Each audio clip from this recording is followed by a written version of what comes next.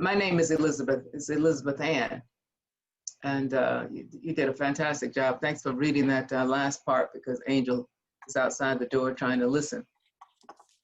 I am just really humbled and honored that Mark. First of all, let me just say good morning to you, and I want to thank Mark for this confidence in my ability to be able to carry on this kind of conversation. This will be my first Zoom webinar, if you will. And I want to really recognize one of my dear friends, Reverend Ken Steigler. I'm not in the least bit surprised that he was on this today. You know, we go way back. Mark would not have known me without Reverend Ken. And I just wait for him to ring my phone and say, hey, Ann, I got something. I want you to listen to this, listen to this. So whatever he calls, he knows that I adore him, and hopefully that I will always be able to answer his call. And so it's a pleasure. Please say hello, Reverend Ken, to your beautiful wife. And it's always a pleasure to be here. And let me also thank this Rotary International Club of All Nations for your invitation and for the work that you do. It certainly is commendable. I had to, I have a friend down the street who's a member of Rotary and invited me to just attend one, but not to speak. And so I looked up the mission, or your mission, and it certainly is in line with the philosophy of my life and those around me. My husband and I, we do a lot of work in the community, not really thinking about it, not really counting it or saying, you know, I do this and I do that. We just know that there is a service for all of us and that there's so much work to be done. I did, excuse me for that. I'm going to turn this thing down. I did make some notes. Hopefully that I will be able to give you a rational presentation because there's so much. This thing is so widespread. When I say this thing, the climate in which we are now. How do we get here? After this, I finished talking. Then David, bless him. I know he probably thought I was like loony, but I had sent him a slide presentation late last night. It was late for me. I usually am in bed about 9 o'clock, 9:30. But this was an exceptional opportunity, and I did not want to blow it. So let me just see if I can get comfortable in what I tried to jot down and present. But after this, David will play a PowerPoint that I thought would just kind of give you a feel for the things that we talk about, and also just a collection of photo opportunities that I've had. I've been quite privileged to be able to meet actual people that were in the movement. I was not hands-on in terms of being, I think that's why we're active now, because I missed the opportunity to experience hands-on those protests that were so profound during the time of Dr. King and John Lewis and C.T. Vivian and all of the activities that went on. And not to say that I wanted anybody to beat me in the head, but certainly for me to stand up for what was right and what was entitled to us. So my introduction, I think I keep changing it, but I said, how far have we come and how much further do we have to go? My mother used to say, it ain't as long as it's been, and it ain't as short as it's gonna get. I was like, okay. Not as long as it's been, and it's not as short as it's gonna get. So it's been a long journey, but it's getting narrower. The chronology of struggles and injustices against African Americans date way back to the 17th and 18th century. I'm not going to go specifically into any details, but it'll take a long time, but I wanted to just highlight some how we evolved into present day and people not really understanding. You hear people saying, I wish they would stop whining about this. So let's look at between 1619 and 1865, the land would become the United States of America. The legal institution of slavery can be traced back to when the first enslaved Africans were brought to the North American colony of Jamestown, Virginia. When Alabama was granted statehood in 1819, by 1820, the population of enslaved people was 47,449. That was 37% of the population. Then 1860, Alabama's enslaved population was 435,080 people, which was 45% of the total population. 1861, the Alabama Secession Convention passed an ordinance of secession declaring Alabama a sovereign and independent state, declaring its purpose of the people of Alabama to meet the slaveholder state of the South. So Alabama has always been red. They didn't call themselves red during that time. You know, this term and this identifying who people are and what states are. This color thing, I don't even know when that started to happen. You know, we're blue. You notice what color I'm wearing today, don't you? Then the 13th Amendment abolished slavery, except as punishment for crime. Imagine that. They abolished slavery in 1865, except as punishment for a crime. Now, who determined what the crime was is the question. 1865 to 1877, Reconstruction era. And that was after President Andrew Johnson's plan offers amnesty and restoration of property to most former Confederates. In 1865, former Confederates are elected to political positions in southern states and hesitate to ratify the 13th Amendment, refusing to give African Americans the right to vote. That was the key, the right to vote. So many times we hear, or I hear, or we do voter registration constantly, whether there's an election going on or not, it doesn't matter to us. We're involved with Montgomery Unite and Faith in Action, and we'll do voter registration in high schools. And I've had people say, I'm sure you've heard it, my vote doesn't count. That has to be the most ridiculous statement I have ever heard. Of course it doesn't count if you don't vote. 1 + 1 is 2, 2 + 2 is 4. So if you don't vote, of course not, it won't count. And that's usually my argument with them, because really it's just a cop-out answer. Let's go further down. Let's skip right down to the Jim Crow era, which was in 1870 to 1960. Yeah, the Jim Crow era was all the way through 1960. Well, I was born in 1950.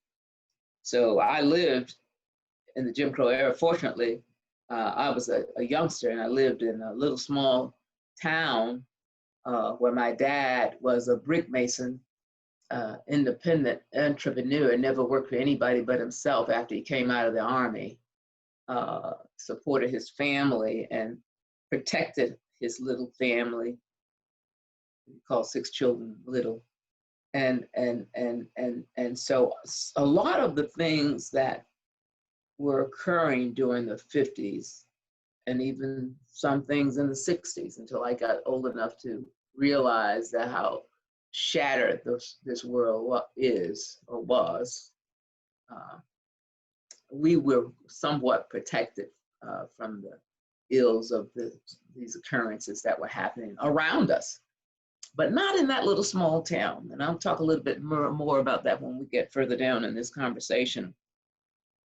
But the Jim Crow era was a system of government-sanctioned racial oppression and segregation in the US, which often meant the total exclusion of Black people from public facilities, institutions, and opportunities.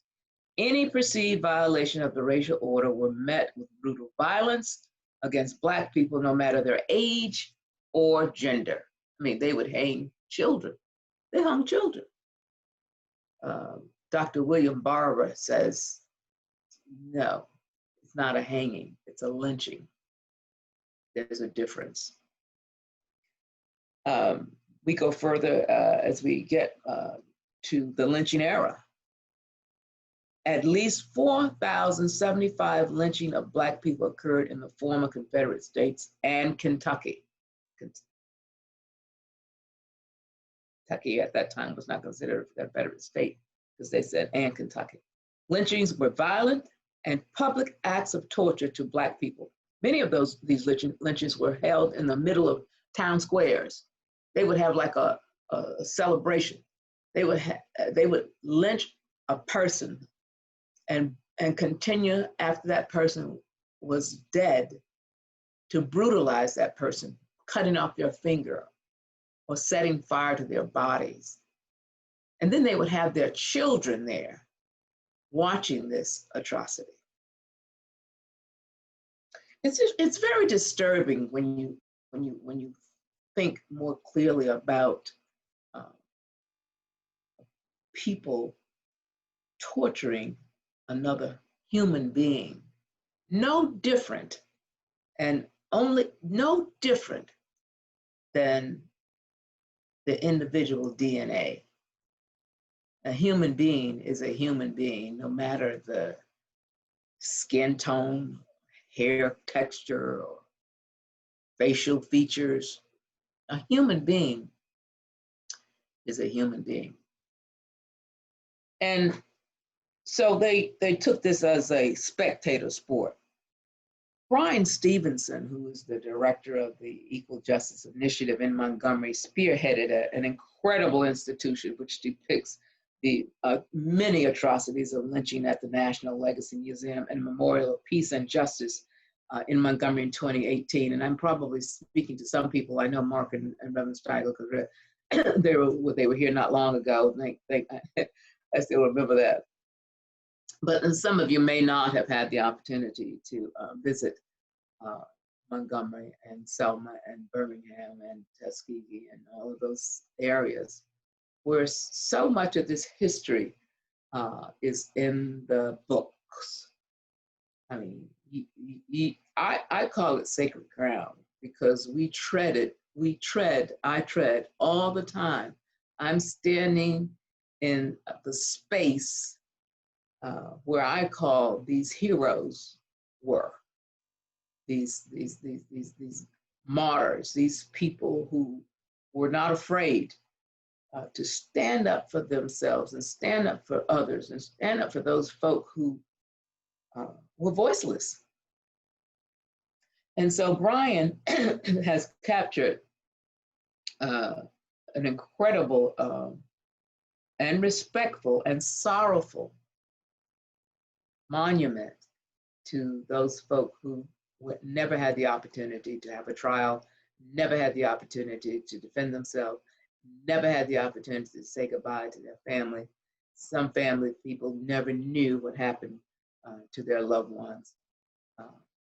They could only assume what happened because of the nature of the environment during that time, the climate in which the hate existed.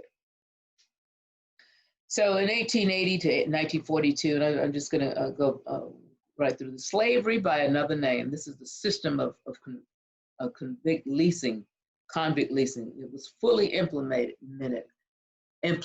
mostly in the South.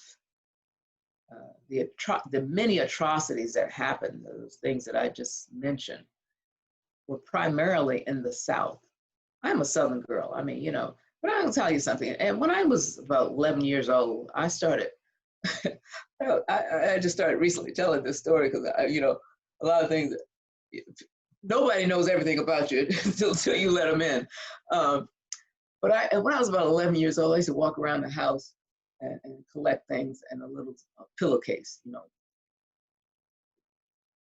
because I was gonna leave. I was gonna leave Alabama. I just hadn't had a plan of where I was gonna go. So I, walk around. So, I need a can opener. Put it in there and I stash it in my drawer somewhere. Later on, I was going to leave. And I know where. I hadn't figured it out yet. I was only 11. So I couldn't figure it out. So I just kind of like, okay, I'll just hang out. And continue my life here in Atmore, Alabama. Which I must say, I had my dad and my mom were absolutely terrific and wonderful parents. My mom was an outstanding cook. My dad was a hard worker. My siblings were tolerable. We had a lot of fun together. We ate watermelon, we climbed trees, we shoot marbles, jumping rope, and all the good stuff. And I often feel, sorry for digressing, but I often feel actually sorry for the young people of today for having not had the kind of clean, organic, if you will, fun that we had without a cell phone, an iPad, a video game, whatever those things they play. I've never played one myself. All of those are privileges that young people are afforded. Now, some of them are. So anyway, then we go on down to the abolitionists like John Brown, Nat Turner, during Nat Turner. He got a bunch of us killed, but he certainly did take a stand and took some people with him.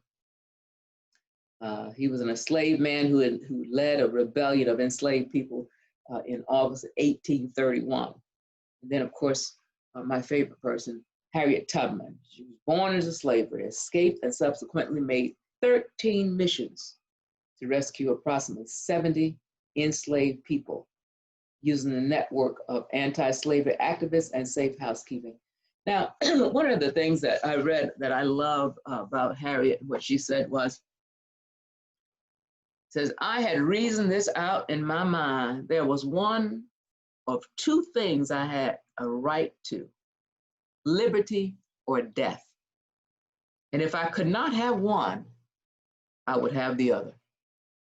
If she could not have liberty, then death it was. And then she also said, I had seen their tears and sighs, and I had heard their groans, and would give every drop of blood in my veins to free them. How inspiring and unselfish is that? That was her vow. She said, I would just risk everything so that people might be free. My people might be free. I think she would have helped any people that were enslaved people, because she understood. And if you've ever read Harriet Tubman's story, you understood she did not have an easy enslavement. I don't know many people that did. Then, of course, my other favorite person, I have lots of them, and hopefully I can get around to sharing some of the books that I have. I'm just fascinated. I've got books that I can't pick up a book and I started and I discover another one, and I start that one, and then, eventually I'll finish one. But of course, Frederick Douglass. And after escaping from slavery in Maryland, he became a national leader of the abolitionist movement in Massachusetts and New York, becoming famous for his oratory and incisive anti-slavery writings. Frederick Douglass was just, he was taught how to read when he was little. He was a slave.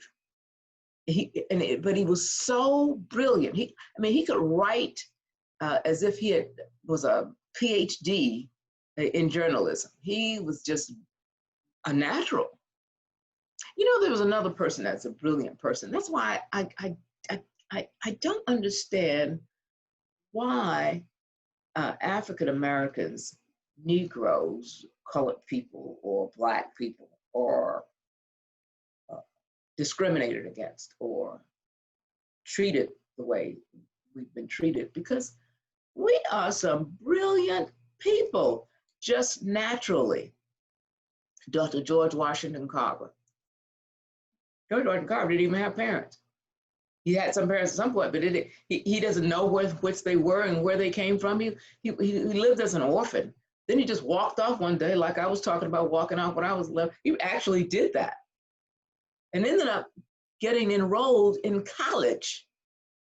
But he got some help along the way. People kind of, he had some benefactors. But he did this all on his own without even having a place to live. Lived with his family for a little while. This family helped him out a little while, but made his way all the way until he finished college and was a botanist and a philosopher and an inventor. You know, thank Dr. George Washington Carver for peanut butter. Those of you who like peanut butter and are not allergic to peanuts. Of course, he had the sweet potatoes and I mean, this guy was incredible. If you ever come down, we're going to visit Tuskegee so y'all can see the many works of Dr. George Washington Carver. So we're just naturally brilliant people. And that's not to say that other folk aren't.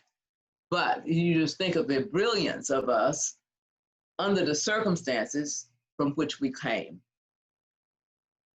As we fast forward to the 40s and 50s, African Americans are still being disenfranchised and discriminated against. In 1941, A. Philip Randolph, president of the Brotherhood of Sleeping Car Porters, I'll tell you something about him in a minute, an influential Black railroad union called for 10,000 Blacks to march on Washington, D.C. Many folks haven't heard about that march.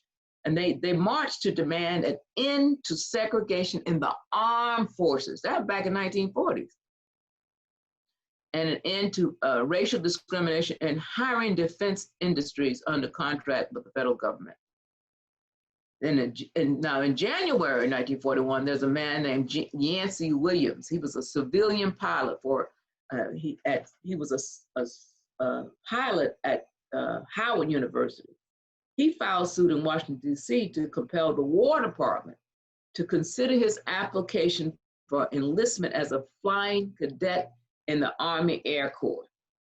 And he had been told earlier when he applied that his application was being held up. Know why?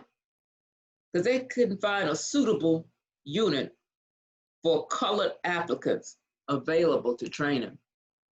So they wanted to find some colored people to train this colored pilot. This is in the makings of, these things went on until the makings of the beginning of the Tuskegee Airmen. Tuskegee Airmen, take me a little while to tell you that story, but I do include them in my PowerPoint, just a little brief photo of them. And there's a book, it's the chronology of the Tuskegee Airmen. And we visited Milton Field, where they have this incredible exhibit and film that's shown about the makings of the infamous Tuskegee Airmen. We're losing them frequently now. A few of them live all over the United States, but I know some people that are their parents, their fathers were airmen. We'll talk a little bit more. As I said, I'm fortunate enough to have met so many people that are in the books. So as we look at, let's just zip into our imagination, into our imaginary time machine now. We're gonna go all the way up to the 60s, the 50s and the 60s. 1955, the Montgomery bus boycott.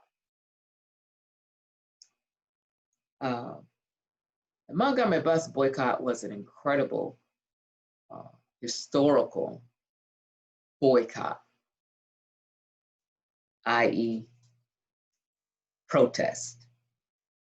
They didn't say protest during that time, but it was protest against segregation, discrimination on the city bus line. It was the rule. The rule was all the white folk get on the bus, pay their dime in their little receptacle, get on the front of the bus, sit wherever they wished. First 10 seats were allowed, as white people said. They could sit in the back if they want, it didn't matter. They're not gonna sit in the back because behind this little sign they had on a seat, colored. So you sat behind that seat, all were white. Well, black people, or colored people, during that time they were colored. You put your dime in the receptacle, get off the bus, go around to the back of the bus and board. But you must sit behind that tag that said colored. And I'm not gonna get into details about Mrs. Parks, because Mrs. Parks has her own story. But the boycott was sparked by Mrs. Parks. It affected the entire Montgomery area community who use public transportation. Now, there's several cases that occurred during this time for African Americans or colored folk, because the case that desegregated the buses was not the case that Mrs. Parks, when she was arrested. There was another case, and it included other women, Aurelia Browder, Mary Louise Smith, who still lives here. I know her, I've met her. Susie McDonald and Claudette Colvin, who was a teenager at the time. She had gotten kicked. Well, she had gotten dragged off the bus. She was a teenager, and they abused her, and I don't mean sexually or anything like that, but they were very rough with her, handcuffed her. She wasn't treated like Mrs. Parks was treated. She's still living. She lives in New York now. That's one of the things that happened, and Isabel Wilkerson talks about that in her book, The Warmth of Other Suns. And I say that because of her book outlines how people left Alabama when these kinds of things started to happen to them for various reasons. Not only that, they were trying to get away from the abuse that happened to them, they were also trying to get away for employment. People would not hire them. And so they sought a better life in the North. I won't go into dialect on how my parents used to say that stuff, but so The Warmth of Other Suns by Isabel Wilkerson is an outstanding piece of work. Then I'm going to talk about her in a minute again, Ms. Isabel. So the Montgomery bus boycott was all about racial discrimination on the buses. And then in 1961, the Freedom Riders. Somebody need to tell me if I'm talking too long, because I will go on and on. But I'm going to talk just a little bit, and then I'll rush through this so you guys can get to the rest of your day. The Freedom, I mean, I could go on forever. I don't know why Mark told me that I could go on forever. The Freedom Riders, those were the folk that SNCC and CORE, John Lewis, Bernard Lafayette, Rip Patton, well, the list goes on. I'm drawing a blank, but and I know them. I've got the book right over here. I've got the book now. Y'all know. Y'all want? I did something with a thing. I was trying to write a story. I was trying to write a little poem based on the book titles, because the book titles tell a story. So anyway, so then there's the Freedom Riders in 1961. They were brutally attacked in several places. First of all, they were brutally attacked in Anderson, Alabama, where they bombed the bus, and I mean, they threw a Molotov cocktail inside the bus, and they had to come off. And then Bull Connor got them in Birmingham and kicked them out of town. And then they got to Montgomery, where they were attacked, brutally beaten down, and had to be taken to the hospital. Another incident, I mean, a picture of me, you'll see me with a picture of Miss Catherine Brooks, who was a woman that I met who also was there that day. The killing of Jimmy, in 1963, the bombing of 16th Street Baptist Church. Now that was in retaliation. They bombed that church as retaliation of the protests from the Children's Crusade March. They were protesting for their rights to vote also in Birmingham. And that's not emphasized mostly. people talk about, oh, they bombed the church, full of girls were killed. Well, it wasn't that simple. It was more than that. But because the protests in that park, Kellyanne Park, and those children that Jim Bevel had coordinated and put together these children. They said, why were the children marching? Because the parents had to work. Same thing happened in Selma. Young people marched. Young people started the protests because they knew the circumstances and their parents had talked about it, and they did it because their parents had to work. You know, Miss Susie wasn't going to have her people out there protesting and keep her working. Miss Susie had to go work. So the children marched, came from all over the community, all outside of the downtown area. And the Children's Crusade in Birmingham. And the Klan, the haters, I don't understand how people carry that kind of hate, especially to our children. They said, we'll fix them. And they got together and they plotted. It's premeditated murder is what it was. Because they planned to bomb the church. They said, well, we didn't mean to kill anybody. Well, if you put several sticks of dynamite under a windowsill and light it, that's attempted murder. Now, you know they got off. They convicted a couple of them some years and years later when they were too old to serve. And then the killing of Jimmy Lee Jackson, people say, who's Jimmy Lee Jackson? I got a book on there. Jimmy Lee Jackson. I've been at the site of his grave. I don't know if it's coming up backwards on yours, but that's the name of the book. It's Jimmy Lee and James.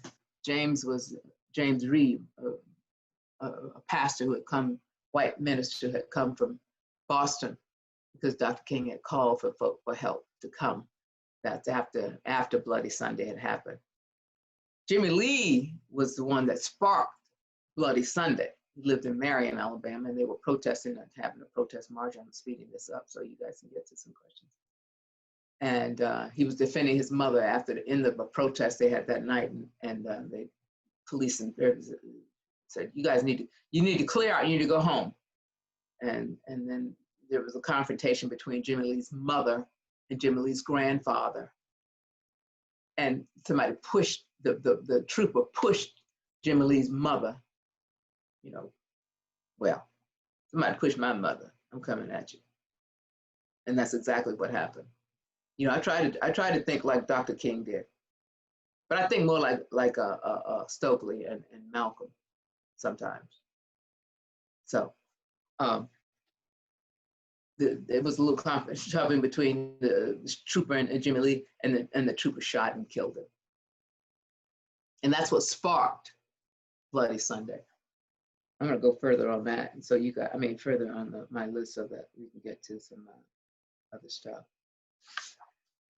So the climate of the civil rights era in the 50s and 60s was different from the racial injustices of today. In today's society, we hear the word racial unrest, racial injustice, racial terrorism. It's quite a different term from the civil rights when we discuss the types of issues that I started to say that we're faced with. But when we are unfairly treated, it is an unfair treatment, not just to African Americans, but to all of humankind. How so? You probably ask yourself. Well, I told you I would mention Isabel Wilkerson. The book that she just wrote, just finished, it is brilliant. It's called Caste. The caste system, you guys are familiar. Other countries, especially India, Germany, had a caste system. She reveals that an unseen phenomenon in America as she explores through an immersive, deeply researched narrative about real people, how America today and throughout its history has been shaped by a hidden caste system, a rigid hierarchy of human beings. And see, that's what we really we're not recognizing. And there's another book called White Fragility.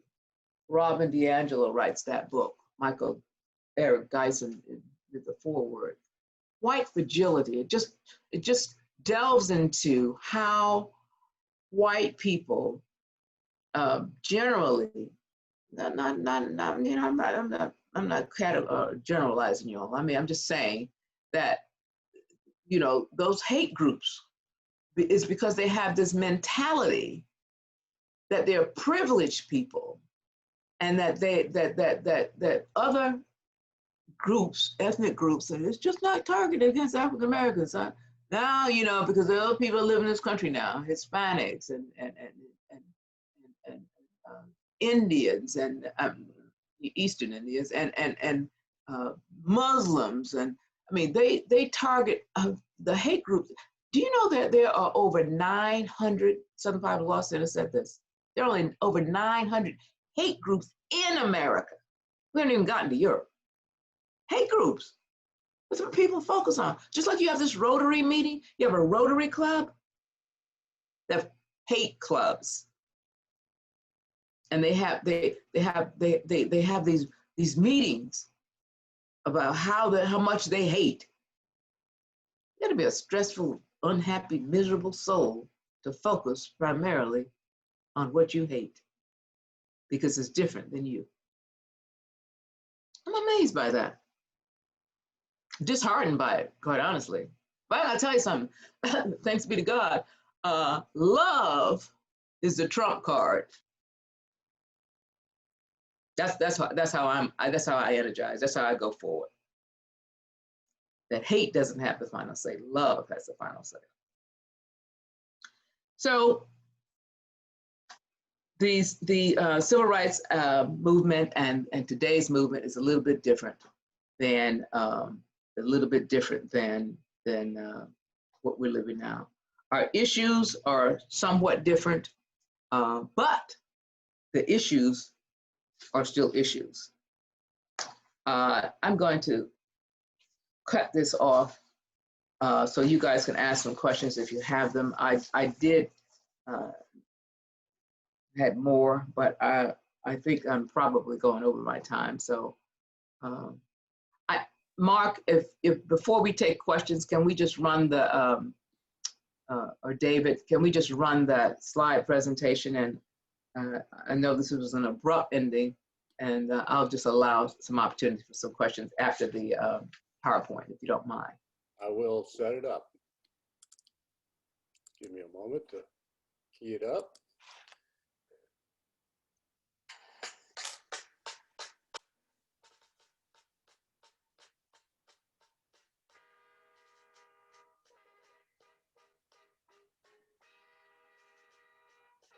David, the volume is low.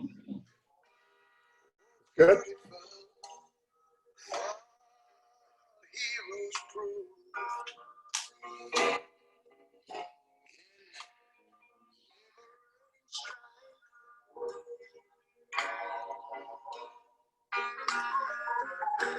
Who more than self, our country loved, and His mercy more than life.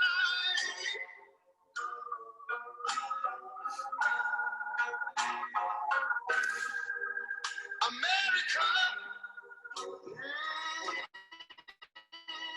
America, may God thy gold refine, till all success, nobleness, and every gain divine. You know, when I was in school, we used to sing something like this. Listen here. Oh, beautiful far spacious skies, far amber waves of grain,